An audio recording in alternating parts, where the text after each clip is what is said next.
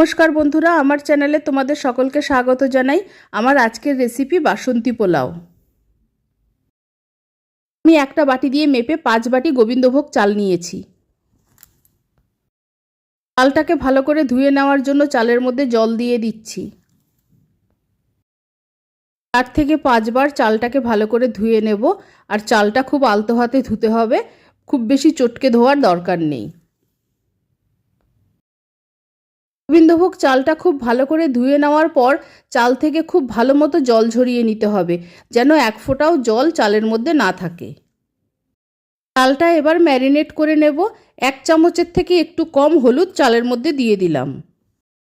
আর একটা চামচ দিয়ে মেপে 2 চামচ ঘি দিয়ে দিচ্ছি। আদা আর কাঁচা লঙ্কা আগে থাকতেই বেটে রেখেছিলাম, 2 চামচ আদা আর কাঁচা লঙ্কা বাটা দিয়ে দিলাম। সব উপকরণ দিয়ে চালটাকে ভালো মতো মেখে নিচ্ছি। খেয়াল রাখতে হবে সব উপকরণগুলো চালের গায়ে যেন ভালোভাবে লাগে। চালটা ভালো মতো মেখে নিয়েছি, 10 মিনিট রেস্টে রাখছি। কড়াই গরম করে নিয়েছি, কড়াইতে অল্প সাদা তেল দিয়ে দিলাম। আবারও 1 চামচ মতো ঘি কড়াইতে দিয়ে দিলাম। সাদা তেল আর ঘি মিশিয়ে আমি রান্নাটা করব। ফোড়নে দিলাম 2টো তেজপাতা, 3 টুকরো দারচিনি। আর দিলাম 4টে এলাচ আর কয়েকটা লবঙ্গ। ফোড়নটা হালকা আছে একটু ভেজে নিচ্ছি। ফোড়নটা একটু ভাজা হতেই দিয়ে দিলাম ভাঙা কাজু। কাজুগুলো একটু হালকা করে ভেজে নেব। আর তোমরা গোটা কাজু দিয়েও রান্না করতে পারো, আমার কাছে ভাঙা কাজু ছিল তাই দিলাম। কাজুটা হালকা একটু ভাজা হতেই দিয়ে দিলাম কিশমিশ। এবার কিশমিশ আর কাজু আমি একটু ভেজে নিচ্ছি। আর এই কড়াইটাতে আমি পোলাও রান্না করব না, চালটা কষাতে সুবিধা হবে তাই এই কড়াইটা ব্যবহার করছি। চালটা কষানো হয়ে গেলে আমি অন্য একটা পাত্র ব্যবহার করব পোলাও রান্নার জন্য।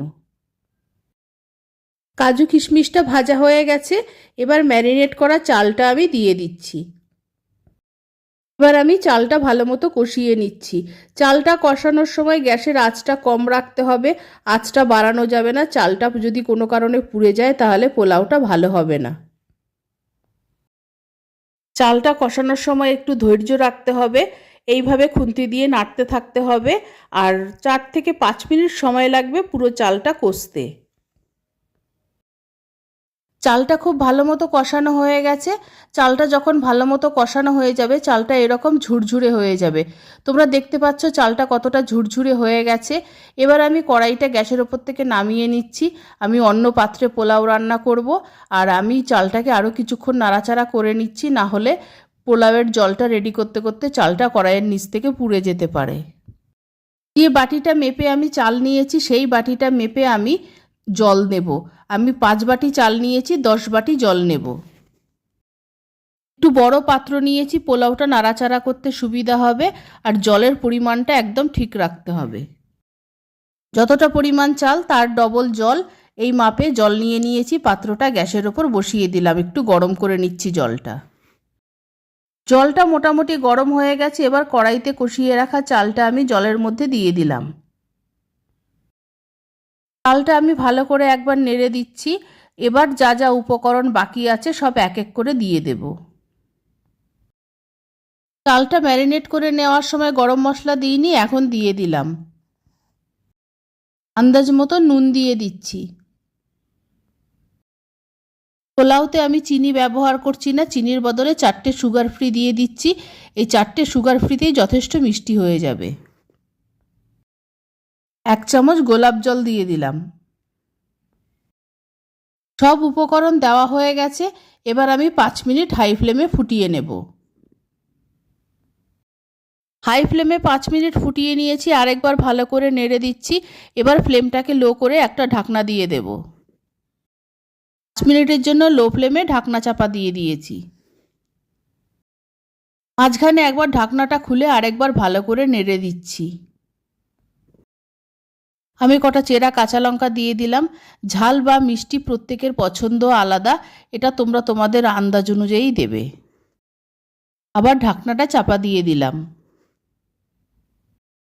2-3 মিনিট বাদে আরেকবার ঢাকনাটা তুলে নিয়েছি। তুলে এবার ভালো মতো নেড়ে দিচ্ছি। পোলাওটা প্রায় হয়ে এসছে আর পোলাওটা খুব ঝুরঝুরেও হয়েছে।